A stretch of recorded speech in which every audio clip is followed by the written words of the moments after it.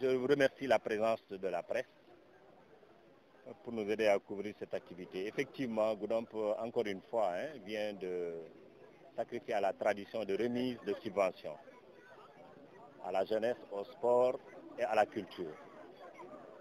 Depuis que je suis là, bientôt 7 ans, c'est comme ça que ça se passe chaque année. C'est une compétence des municipalités dans le cadre des fonds de dotation alloués par l'État du Sénégal. Chaque année, le conseil municipal s'assoit pour voir quelle est l'enveloppe qu'il faut dégager. Je me réjouis beaucoup de constater depuis des années que la commune de Goudomp, en matière de subvention à la jeunesse sociale, à la culture, occupe la première place. C'est une grande fierté pour moi, pour l'institution municipale, pour les Goudompois de manière générale. Ce n'est rien d'autre que l'illustration de l'intérêt que nous accordons au sport et à la culture. Bref, donc aujourd'hui, on vient de réunir dans cette salle l'ensemble des bénéficiaires, la jeunesse, le sport et la culture, l'ensemble des ASC, l'ensemble des clubs, l'ensemble des artistes individuels, les troupes théâtrales, tout le monde est passé par là. Au total, nous avons distribué aujourd'hui une enveloppe de 7 millions de francs CFA. Devant vous. L'objectif, il est général et celui-ci, aider les jeunes Goudompois dans les différentes disciplines qu'ils évoluent à être le meilleur partout, au plan communal, au plan départemental, au plan régional, mais pourquoi pas au plan national. C'est ça le sens de mon combat et le sens du combat de l'institution municipale qui m'accompagne. On les soutient pour de meilleurs résultats. C'est l'objectif, il n'y a pas autre chose. Donc, c'est ce que nous venons faire de la belle des manières, dans un cadre aussi assez démocratique, où après les propos du maire, il y a eu beaucoup d'interventions enregistrées, pour dire non par là, pour dire oui par là, pour dire qu'il faut améliorer. C'est ça le débat démocratique. La parole a été donnée à tout le monde, sans exception, de manière ininterrompue. Chacun a pris la parole et l'a rendu lui-même. Donc, on a pris bonne note.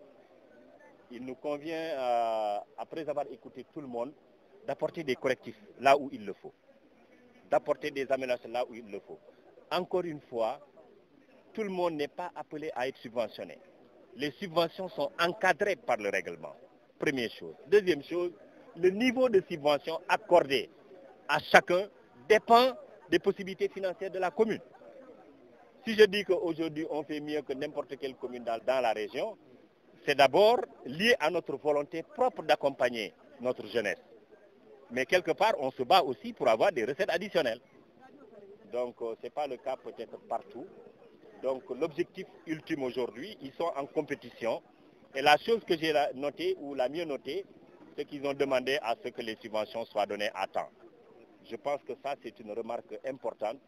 J'ai invité les adjoints, le secrétaire municipal et le président de la zone, pour que l'année prochaine, qu'on puisse faire des efforts afin que les subventions soient données à temps. Bref, dans un esprit de communion, nous avons partagé, nous avons échangé. Et ce que j'ai le plus aimé dans ce débat-là, il n'y a pas eu d'excès. J'ai beaucoup apprécié ça. C'est très modéré, c'est très encadré. Même ceux qui ne sont pas contents ont remercié le maire. Le maire, ceux qui ne sont pas contents, a promis l'année prochaine, conformément à la loi, de faire des efforts. Je pense qu'une des préoccupations premières des ASC, c'est de s'occuper de leur cadre de vie. Aujourd'hui, je vais vous donner un exemple. Je suis désolé, on va à l'ouverture des classes. Il faut désherber les écoles. Il n'y a aucune ASC qui est disposée aujourd'hui à le faire.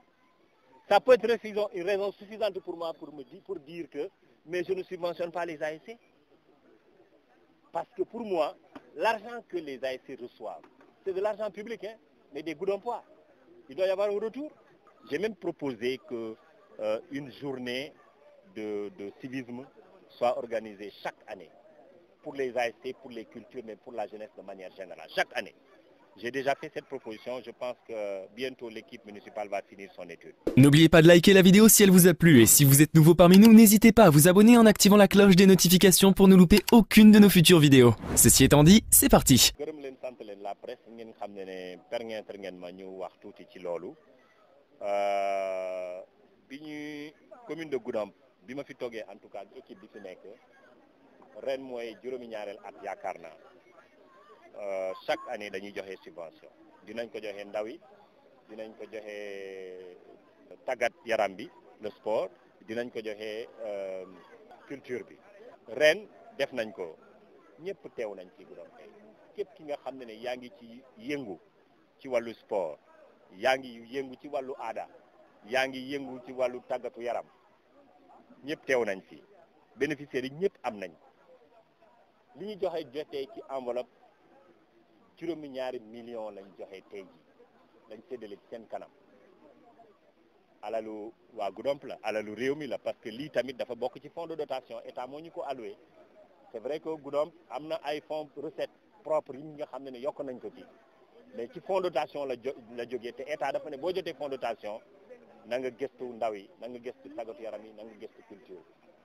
ñëpp am nañ gaa li ngay séddale du mat dinañ am ñoo xam ne dinañ yaakaar li ñu am ndaw na tuuti na wala ci ñi am ñee kee li mu am waru koo am dafa ëppale loolu xel la ak xalaat la rek mais sotte na nañ xalaat déglu nañ ku nekk loolu moo ma gën a amal solo ci ndaje bi maire wax na waaye ñëpp jël nañ kaddu wax nañ tàccu nañ maire gërëm nañ maire sant nañ maire ñaax nañ maire xamal ne ko nu ko fii maire gisewuñu ko nii ñaax nañ maire ñu ne ko maire lii de baax na waaye bu ñu sañoon mu yokku loolu tamit maire bàyyi na ci xel lu bari te am naa yaakaar ne waxtaan yu mel nii daf ñuy jàppale pour que ñu mën a rafetal bu ëllëgee li nga xam ne mooy suñu mbébét lenn rek la xaalis juróomi ñaari millions xaalis la tamit ci commune bu mel ni Goudomp buñ ko joxee bu ñu sañoon ñu gis ci ay résultats fi ñu ko dugal résultat boobu lan la muy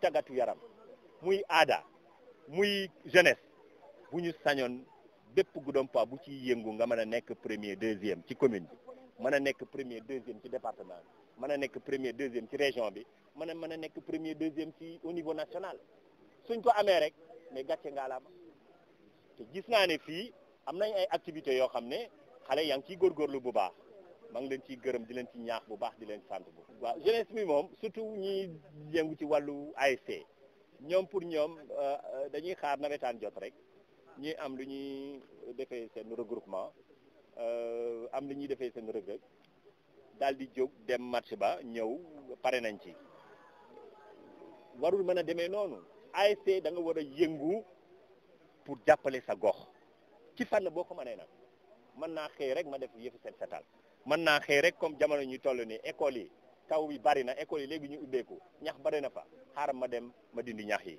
wala caniveau bi ndox bi du jàll ASC tel man loolu su ma ko gisee damay sawar ci su ma ko gisee ASC bu ko def mu wóor ma ne def na ko ma yokk subvention parce que loolu mën naa ko conseil municipal daf may topp ci loolu moo tax maa ngi ñaax jeunesse wàllu surtout les ASC pour que ñu xam ne au-delà du sport de la culture te ñu ngi leen di xaar ci développement Goudomp bu ñu soobul dugalul seen loxo ci développement Goudomp rek am na wàllu bu baax bi ñu def ci seen liggéey loolu tam maa ngi leen di ñaan ku ko def ma gis ko ñu yokk ndàmpaay bi maa ngi gis tamit ndaje bu amee du ñëpp du ñu kontaan gis naa ñoo xam ne tamit xëy na seen niñ ko bëggee woon amewuñu ko noonu mais comme dama ne ñëpp ne man je suis un maire de débat et je suis un maire de démocratie j'aime écouter les gens et écouter les gens c'est de les comprendre et quand on comprend les gens on est mieux apte